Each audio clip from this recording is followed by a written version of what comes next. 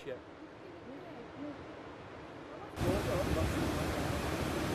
Kurulacak bu abi. Arasını almaya gitti, çıkarmaya gitti.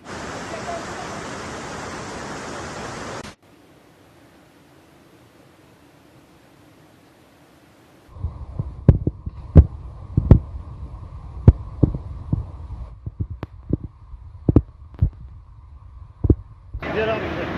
Bu önemli bir şey değil mi? Bunlar abi, bunlar. 81'de mi?